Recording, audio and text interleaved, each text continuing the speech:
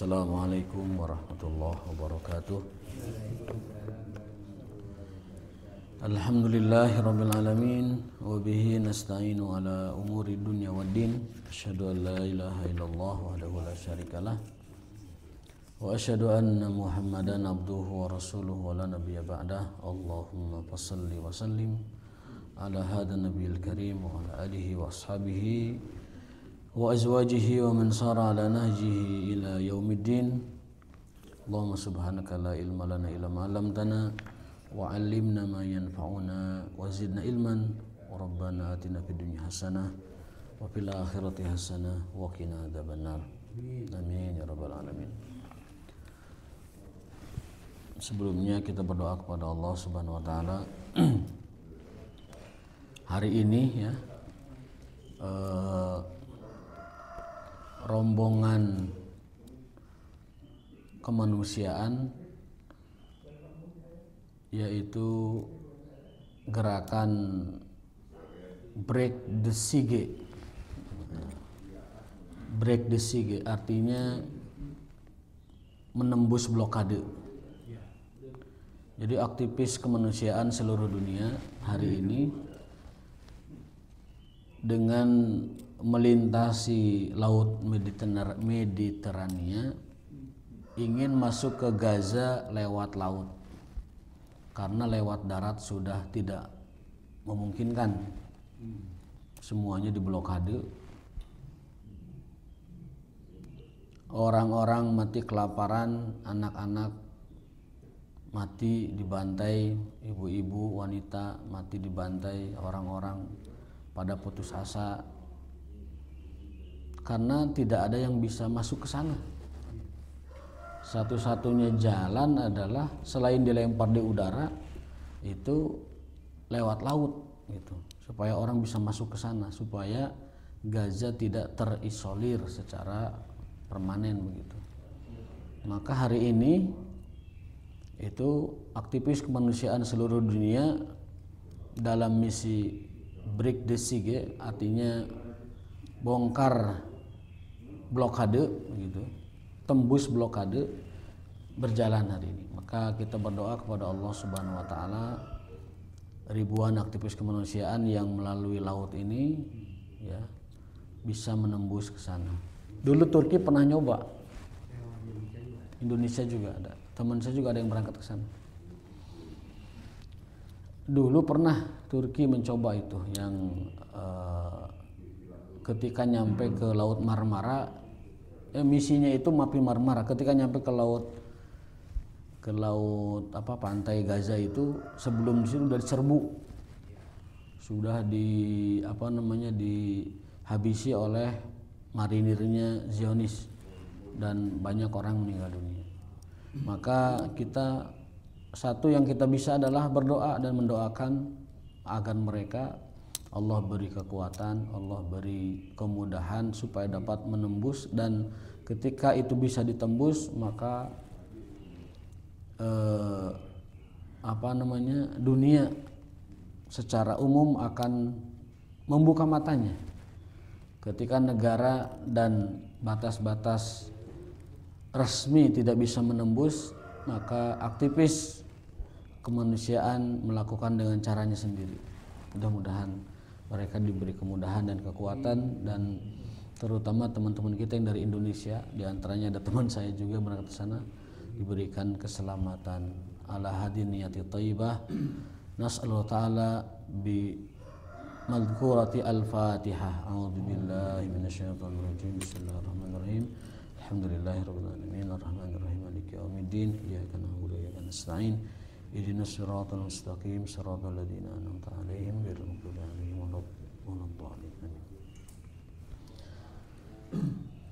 Kemarin saya Jumat khutbah di Buah Batu, ada warga Palestina yang sudah jadi warga Bandung. Dia menghampiri dan mengatakan terima kasih. Jangan pernah lelah mendoakan Palestina. Jangan pernah lelah mendoakan Palestina. Jadi, karena ketika khutbah saya sampaikan doa di khutbah kedua itu untuk Palestina, dan beliau apresiasi karena sangat mendambakan dan menginginkan kemerdekaan untuk bangsanya. Baik, kita lanjutkan kajian hadis kita, masih bab al-mazalim, bab tentang hak-hak orang lain atau bab tentang kezaliman seseorang kepada sesamanya.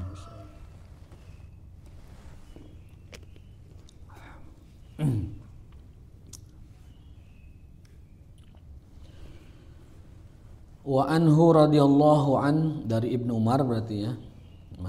Masih perawinya hadis yang sebelumnya, makanya wa anhu, dan dari Ibnu Umar darinya, radhiyallahu anhu, semoga Allah meridhoi beliau, anna Rasulullah sallallahu alaihi wasallam,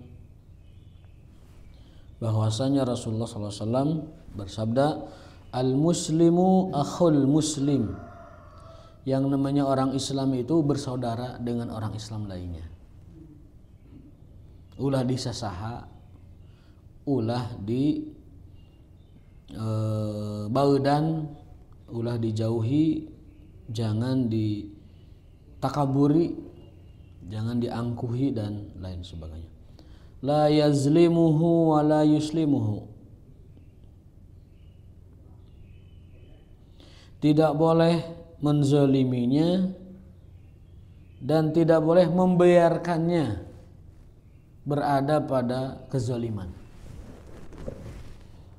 Orang muslim dengan muslim lain itu bersaudara, maka jangan saling menzalimi dan jangan membiarkan orang itu berada dalam situasi dizalimi atau menzalimi.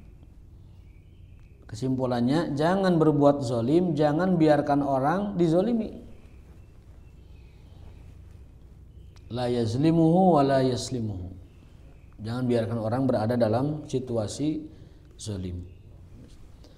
Wa man kana fi hajati akhihi kana Allahu fi hajatihi, barang siapa yang mengurus kebutuhan hajat saudara muslimnya tersebut, kana Allah fi hajatihi, maka Allah akan mengurusi kebutuhan dan hajatnya. Dalam hadis lain, kana Allahu fi aunil abdi ma kana fi auni akhihi, Allah senantiasa melindungi atau menolong hambanya manusia tatkala manusia itu atau hamba tersebut menolong saudaranya atau manusia yang lain. Kana Allahu fi aunil abdi ma kana fi auni akhihi, Allah senantiasa menolong seorang manusia manakala manusia tersebut menolong orang lain. Di dalam hadis ini, kana fi hajati akhihi wa man kana fi hajati akhihi, barang siapa yang ngurusin mencukupin hajat saudaranya butuh apa, perlu apa, kurang apa, kana Allahu fi hajatihi, maka Allah akan mengurusi dan menolong hajat-hajat dan kebutuhan-kebutuhannya.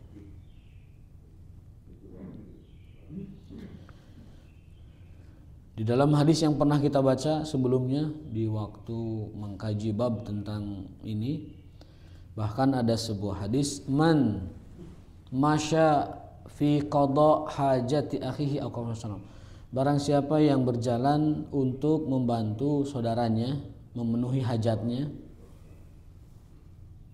khairun min an ya'takifa syahran, khairun min an ya'takifa fi masjidi hadha syahran, itu adalah lebih baik dan lebih mulia daripada i'tikaf di masjidku, Masjid Nabawi, sebulan lamanya. Orang yang memenuhi kebutuhan saudaranya, mungkin saudaranya lapar, mungkin saudaranya mau pergi, mungkin saudaranya mau diantar, mungkin saudaranya mau membeli apa, dia penuhi, dia bantu, maka itu adalah lebih baik daripada beriktikaf di Masjid Nabawi 1 bulan lamanya. Ya, la yamshi ahadukum fi hajati akhihi khairun lahu min an ya'takifa syahran. Syahran, sebulan, bukan di mana-mana, fi masjidi, di Masjid Nabawi. Maka dari itu seseorang mesti ada dalam situasi senantiasa menolong orang lain. Wa man farraja an mu'minin, wa man farraja an muslimin, barang siapa yang meringankan kesulitan seorang muslim, kurbatan, satu kesulitan saja. Farrajallahu anhu kurbatan min kurabati yaumil qiyamah. Maka Allah akan mudahkan dia dari kesulitan-kesulitan di hari kiamat.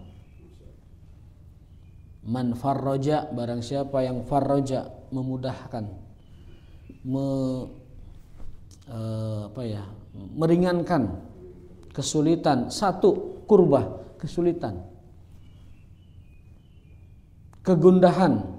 Karab itu bisa dikatakan makrub, orang yang wajahnya itu sendu dan galau, susah, ya, kemudian menjadi pikirannya.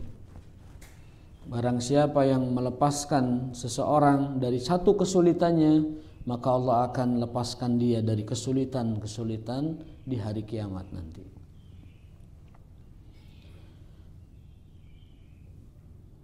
Kesulitan mungkin tidak hanya materi, mungkin kesulitan nyari solusi, kesulitan dalam pikiran, mungkin kesulitan dalam tugas, kesulitan dalam segala hal. Maka ada hadis lain bahwa di antara akhlak yang mulia itu membantu seseorang di dalam tugasnya, memudahkan seseorang di dalam tugasnya. Itu bagian dari akhlak yang sangat luhur sekali.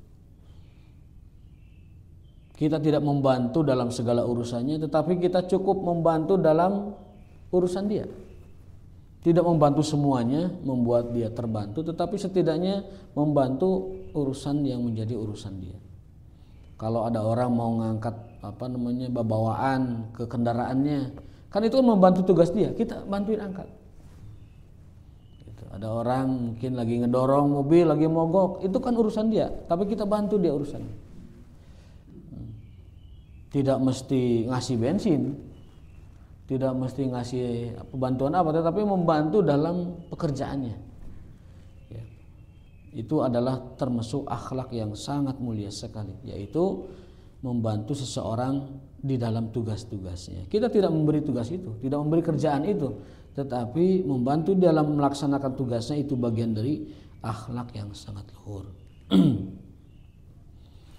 Jadi yang pertama bahwa al-muslim akhul muslim, la yazlimuh wa la yuslimuh. Muslim itu adalah bersaudara dengan muslim yang lain, dia tidak menzaliminya dan tidak membiarkan kezaliman terjadi baik padanya dan pada orang lain. Kemudian yang kedua adalah barang siapa yang memenuhi kebutuhan seorang saudara muslim, maka Allah akan memenuhi kebutuhannya. Yang ketiga, barang siapa yang meringankan satu kesulitan dari seorang muslim, maka Allah akan mudahkan kesulitan-kesulitannya di hari kiamat. Dan yang keempat, pesan Rasul adalah waman satara musliman satarahullahu yaumal qiyamah. Barang siapa yang menutupi aib, menutupi kekurangan seorang muslim, maka satarahullah, Allah akan menutupi aib dan kekurangannya yaumal qiyamah, nanti di akhirat. Ini adalah ajaran dari Rasulullah SAW terkait hak sesama muslim.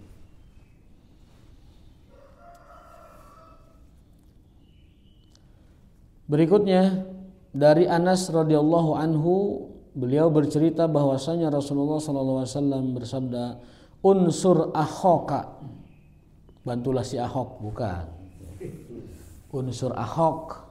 Ya. Unsur Ahok dulu ada kiai, ada ustadz ceramah, mungkin bercanda ya. Unsur Ahok, tuh kan ini hadis ini nyuruh kita bantu Ahok katanya. Pilih si Ahok, ini hadisnya ada unsur Ahok. Ya, orang awam unggut-unggut, padahal mana ada hadis berbunyi unsur Ahok, terbantulah si Ahok. Orang awam bisa tertipu. Unsur akhaka zaliman au mazluman, tolonglah saudaramu baik yang zalim atau yang dizalimi. Qalu ya Rasulullah hadza nansuruhu mazluman. Ya Rasul, kalau nolong orang dizalimi masuk akal, gampang dan ya biasa begitu, mafhum. Fa kaifa nansuruhu zaliman? Bagaimana kita menolong orang zalim? Bagaimana caranya kita nolong orang zalim? Qala ta'khudh fawqa yadayhi, kau pegang tangannya. Ini sebuah kinayah, sebuah majas atau sebuah isyarat ya. Ta'khudh fawqa yadayhi, pegang tangannya. Artinya tahan dia berbuat zalim. Itu namanya menolong saudaramu yang zalim. Teman kita mau korupsi, dicegah. Kang, janganlah itu korupsi. Nah, itu menolong dia sebenarnya. Orang mau ngarampok semua bedog, ulah Kang, ulah ngarampok. Nangis maneh we ditek-tek gitu. Akhirnya berkelahi. Jadi tolonglah saudaramu baik yang zalim atau yang mazlum, yang dizalimi. Yang mazlum jelas kita menolongnya, membela dan membantunya. Tapi kalau yang zalim dengan cara mencegah kezalimannya. Tadi kita kaitkan dengan muqaddimah bahwa teman-teman kita saudara muslim sedang dizalimi di Palestina. Dan hari ini ada misi kemanusiaan, break the siege, tembus blokade, yang diikuti oleh ribuan aktivis kemanusiaan melalui jalur laut, karena jalur darat nggak pernah berhasil. Udah puluhan tahun di blokade, lebih kencengnya lagi oleh Israel blokade zaman sekarang. Ya, orang mati kelaparan, anak-anak mati kurus, tidak punya makan. Jadi sekarang perangnya dengan kelaparan, perangnya dengan tidak ada air, perangnya dengan tidak ada kesempatan untuk hidup. Waliyahzubillah ya. Wallahul musta'an ala ma yaf'alun. Makanya ini tidak ada cara lain. Seluruh pemimpin Eropa dan Amerika juga sudah banyak yang bersuara bahwa ini sudah bukan masalah lagi kemanusiaan, ini masalah nyawa. Sudah masalah orang tidak bisa makan, orang tidak punya makan, lagi makan dibom. Yang lagi ngantri air juga dirudal. Jadi ini sudah bukan masalah kemanusiaan, ini sudah lebih dari kemanusiaan. Sampai siapa tuh Presiden Prancis itu Macron yang biasa ngebela Israel sekarang mengecam. Yang biasa membela pun mengecam. Maka aktivis dunia pun bersikap dari seluruh agama, seluruh elemen, naik kapal Freedom Flotilla ini ya. Ya, semua bergerak ke sana lewat laut. Karena kalau lewat laut mungkin agak bisa. Lewat pantai Gaza itu bisa Syati Gaza itu mungkin bisa, tidak terlalu ini mungkin. Ala kulli hal semoga mereka dimudahkan dan yang gugur diberikan pahala syahadah oleh Allah Subhanahu wa taala. Kita cuma bisa berdoa. Jadi menolong orang yang zalim adalah dengan cara menahan dia dari melakukan kezaliman. Ya.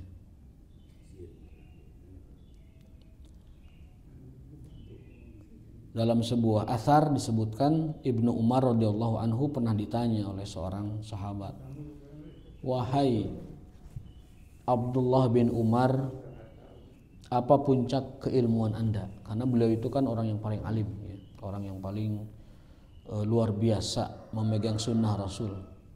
Sampai para ulama modern itu berdoa, "Ya Allah, berikanlah aku istiqomahnya Ibnu Umar dalam dalam berjalan di atas sunnah." Allahumma rzuqna tamassuka Ibni Umar wa rukhsata Ibni Abbas. Dalam sebuah doa para ulama mengatakan begitu. Ya Allah, berikanlah kami, karuniakan kami tamasuknya Ibnu Umar dan longgarnya Ibnu Abbas. Jadi ini dua ulama yang berbeda berbeda istimbat, berbeda cara memahami sebuah hukum dan lain sebagainya. Dan Ibnu Umar adalah orang yang paling strict di dalam menjaga sunnah.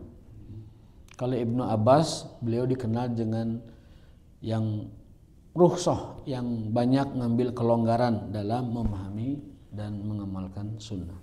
Makanya doa kita, Allahumma rzuqna tamassuka Ibni Umar wa rukhsata Ibni Abbas. radhiyallahu anhu. Jadi tipikal fikih ada dua. Ada fikih yang strict seperti Ibnu Umar, ada yang longgar seperti Ibnu Abbas. Nah, Ibnu Umar pernah ditanya, "Wahai Ibnu Umar, apa puncak keilmuan Anda?" Beliau menjawab satu tentang akhlak ya, yaitu tidak merugikan orang lain, tidak menzalimi orang lain. Yang kedua birrul walidain. Ya. Yang ketiga badlul ato, gemar untuk memberi kepada yang membutuhkan. Itu puncak dari sebuah keilmuan. Jadi ada satu yang titik poin kita adalah tidak menzalimi orang lain. Itu puncak keilmuan.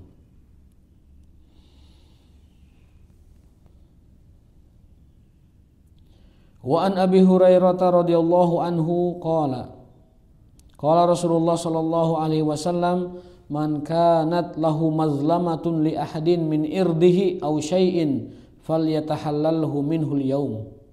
Barang siapa yang pernah melakukan sebuah mazlamah, satu kezaliman, li ahadin pada seseorang, fi min irdihi pada kehormatannya, aw syai'in atau apapun yang diambil darinya, baik itu mencederai kehormatannya, baik itu mengambil haknya atau dengan cara apapun, falyatahallalhu, maka hendaklah minta dihalalkan minhul yauma, hari ini. Di hadis sebelumnya kita membaca ada keterangan hadis sahih bahwa ketika orang sudah selamat dari hisab, dari mahsyar, sudah selamat, kemudian meniti siratal mustaqim, selamat juga, artinya dia sudah bersih dari hak Allah, sudah diampuni oleh Allah dari hak-hak Allah Subhanahu wa taala. Ternyata di ujung siratal mustaqim ada poster akhir, qantarah bainal jannati wan nar, poster akhir antara surga dan neraka. Nerakanya tadi di bawah sirat itu, surganya di depan, ada poster akhir. Jadi sekali lagi, yang namanya siratal mustaqim itu sebuah jembatan yang bawahnya itu adalah neraka jahanam dengan pengait-pengaitnya, wa kalalibu jahannam, pengait-pengaitnya. Nah, setelah neraka jahanam ini dilewati selamat, ada poster akhir. Itu poster akhir itu setelahnya adalah surga. Nah, di poster akhir ini yang ditanyakan itu setelah dia selamat dari semua dosa dia dengan Allah, terakhir ini dosa dengan manusia, kezaliman sesama manusia, baik kehormatannya atau barang yang bukan haknya diambil, atau dengan kezaliman fisik dan non fisik lainnya, itu disidangnya di akhir. Ada yang bilang yaumul qisas namanya, betul? Bisa jadi namanya yaumul qisas. Fa idza nuku wa hudzibu, kalau didapati nuku naqiyah, bersih, wa hudzibu muhadzab tahdzib, dan terbebas, maka dia dipersilahkan melanjutkan perjalanan ke surga. Nah, ini yang paling berat, ini poster akhir ini. Sudah lolos dari masalah kita dengan Allah, sudah lolos kekurangan kita dan taksir kita kepada Allah, sudah lolos. Nah, poster akhir ini yang paling sulit, yaitu sesama kesalahan sama manusia. Barang siapa yang punya satu kezaliman, mazlamatun, itu menunjukkan satu berarti, kepada seseorang, baik kehormatannya atau barang yang bukan haknya, falyatahallalhu, maka mintalah dihalalkan hari ini juga, minhul yauma, qabla an la yakuna dinarun wala dirham, sebelum tiba kematian, di mana kematian itu tidak berguna dinar atau dirham. Ketika kita menjelang wafat, dinar dirham sudah tidak berguna lagi. Dan bisa jadi waktu kita ke liang kubur itu lebih dekat daripada umur yang tersisa di antara kita. Ya, bekal waktu kita atau kesempatan kita untuk sebelum masuk ke sana itu mungkin lebih sedikit. Jarak kita ke kuburan kita lebih dekat, waktu kita ke kuburan kita lebih dekat dibanding usia yang tersisa yang menjadi modal kita untuk menuju ke sana. Maka barang siapa yang masih punya masalah dengan orang lain, falyatahallalhul yauma, hendaklah dihalalkan, minta dihalalkan, ditahallulin al yaum, hari ini. Kalau dengan Allah mudah urusannya, tapi dengan manusia ini yang berat. Ketika hari di mana dinar dan dirham tidak berguna. Saat kita sakratul maut, dinar dirham tidak berguna sama sekali. Maka mintalah dihalalkan hari ini. Falyatahalal yaum. Mudah-mudahan kita tidak punya sangkutan, tidak punya permasalahan, tidak punya kezaliman kepada siapapun orang lain, baik muslim ataupun non muslim, baik saudara kita maupun yang tidak ada kaitan dengan saudara dengan kita. In kana lahu amalun salihun ukhidha minhu biqadri madlamatihi. Kalau dia punya amal soleh, maka itu akan diambil dari amal solehnya itu sesuai dengan kadar kesalahannya kepada orang lain. Jadi ini yang paling kita khawatirkan, Pak. Kita beramal puluhan tahun, 80, 70 tahun, tiba-tiba di akhirat diambil sama orang yang kita zalimi. Auzubillah, ya, kita sangat rugi sekali. Sudah capek-capek kita ngumpulin pahala, ya, taraweh, kemudian qiyam, udah capek-capek ngumpulin pahala. Tiba-tiba di akhirat, ukhidha. Apa ukhidha itu? Diambil. Bukan suruh memberi, diambil. Ukhidha pakai fi'il madhi lil majhul, artinya dipaksa, diambil, dirampas oleh Allah Ta'ala, dirampas pahalanya, diberikan kepadanya, kepada yang dizalimi itu. Minhu biqadri mazlamat, sesetara atau sepadan, seukuran dengan yang kita zalim tersebut. Wa illam takun lahu hasanatun, jika kebaikannya habis atau tidak punya kebaikan, ukhidha min sayyiati sahibihi, maka kesalahan dan dosa yang dizalimi itu humila alaihi, ditimpakan kepada kita. Kalau kita punya kebaikan, kebaikan kita diambil oleh Allah, diberikan kepada yang kita zalimi. Kalau kita nggak punya kebaikan atau habis, maka keburukan dia ditimpakan kepada kita. Nauzubillah. Jadi serius sekali permasalahan zalim pada orang lain, serius sekali. Nggak kebayang nggak zalimnya penguasa kalau dia kebijakannya merugikan rakyat? Kebayang nggak orang punya kuasa, punya otoritas, lalu mengeluarkan kebijakan yang merugikan rakyat? Gimana nanti coba pertanggungjawabannya? Apakah dia punya amal soleh sehingga bisa membackup kezalimannya pada orang lain? Cukup nggak dia punya amal soleh nge-backup kezaliman yang dia lakukan pada orang lain? Kalau sudah habis, bisa nggak dia menerima atau memikul dosa-dosa orang lain ditimpakan kepada dia? Nah, ini berat. Maka kata Umar bin Khattab, kata beliau, kalau kalian diberi jabatan, diberi kekuasaan, diberi otoritas, diberi al-amr yang ngurusin manusia, jadikanlah itu seperti harta anak yatim. Kalau kamu diberi amanah ngurus anggaran orang lain, orang banyak, perlakukanlah itu seperti anak yatim. Artinya apa? Kualat gitu hartanya itu. Barang tersebut tuh kualat gitu. Karena orang kalau menghadapi harta anak yatim biasanya takut. Ini punya yatim ini, kualatnya gede. Dosanya gede banget makan anak yatim itu hartanya itu. Nah, kata Umar, jadikanlah uang rakyat yang ada pada tanganmu seperti uang anak yatim. Supaya kamu merasa lebih takut dan lebih hati-hati menggunakan uang tersebut. Harusnya tadi ya hadis-hadis tentang pahala yang diberikan kepada orang lain dan yang semisal itu disampaikan kepada para pejabat. Kan mereka sebelum menjabat biasanya kalau yang tertentu itu ada prajabatan ya, penataran sekian hari. Kalau tingkat menteri kemarin kan dibawa ke Magelang tuh, digodongnya, ini seharusnya disampaikan kayak gini.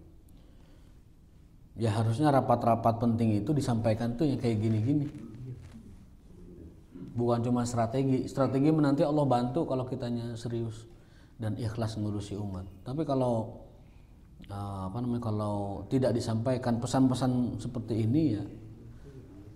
Jadi menghendaki hadis ini menghendaki para pemimpin yang punya bawahan-bawahan di level manapun itu menasihati anak buahnya dengan ini gitu.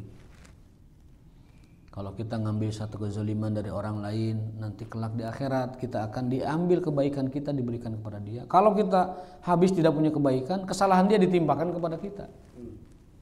Rugi di atas rugi kan seperti itu. Nah, tapi kan ya itu karena yang dipikir tidak begitu. Dalam hadis, Allahumma man syaqqa ala ummati fashkuk alaih, ya Allah. Barang siapa yang menyulitkan urusan umatku, persulitlah urusannya. Itu doa Nabi SAW. Dalam hadis lain, barang siapa, yang satu konteksnya doa, yang satu konteksnya barang siapa. Barang siapa yang diamanahi mengurusi urusan umat Muhammad SAW, umatku, lalu dia menyulitkannya, maka Allah akan persulit hidupnya, dunia akhirat.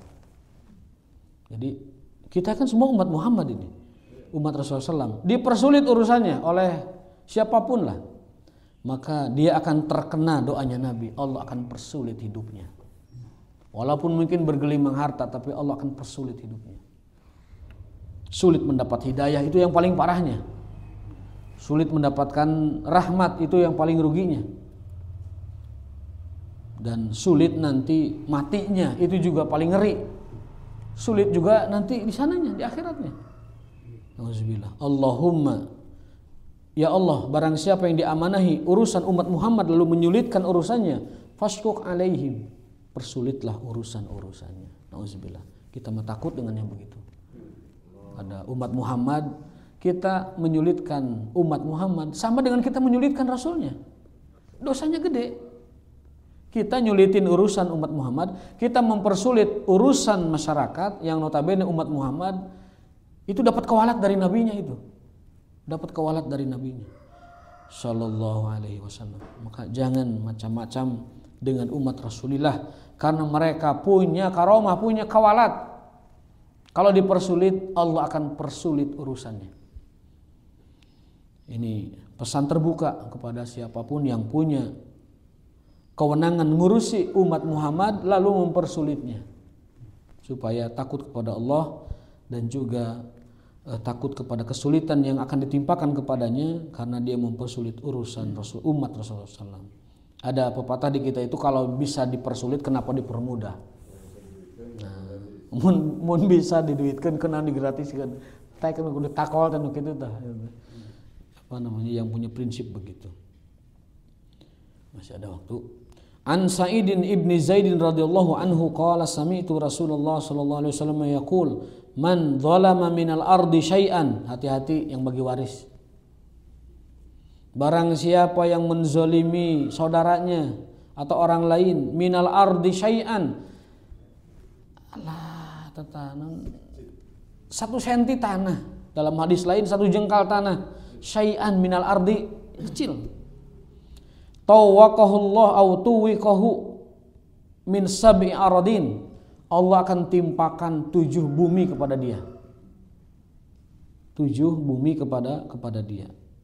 Di sini penjelasannya kullifa ayyan kula ad'afa ma ghasaba min sab'i aradin. Dia akan disuruh bawa 7 kali lipat tanah yang dia curi dari saudaranya itu, yang dia rampas, yang dia ambil tanpa hak. Min sab'i aradin, dari tanah yang dia rampas itu. Wa ja'ala fi unuqihi mislatuq hatta yaqdi bainan nas. Lalu dia akan tergopoh-gopoh untuk memikul beban tanah itu dan orang-orang melihatnya. Tuh si perampas tanah tuh, lihat tuh, perampas tanah.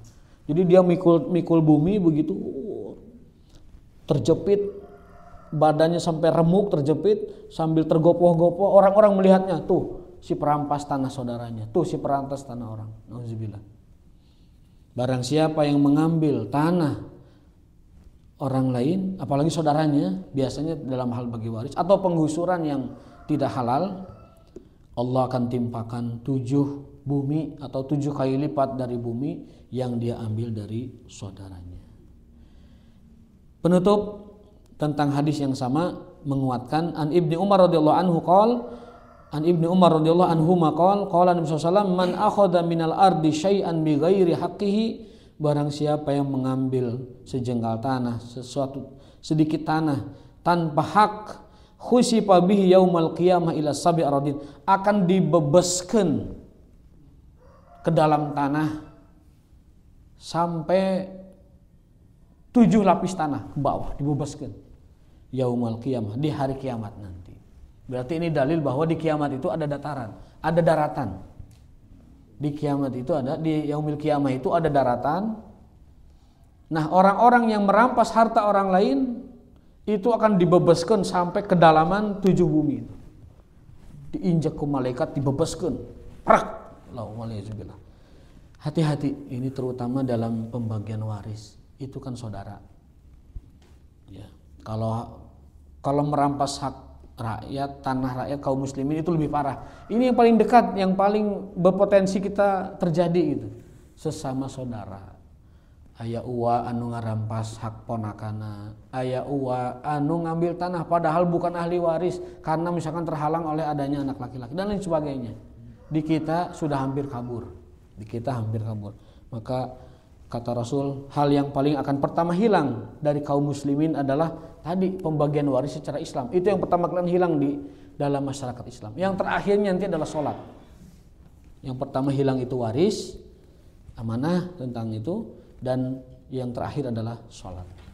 Aqulu qouli hadza wa astaghfirullah li wa lakum wa hadanallahu wa iyyakum ajmain wa barakallahu fikum wa subhanakallahumma wa bihamdika asyhadu an la ilaha illa anta astaghfiruka wa atubu ilaik. Wassalamualaikum warahmatullahi wabarakatuh.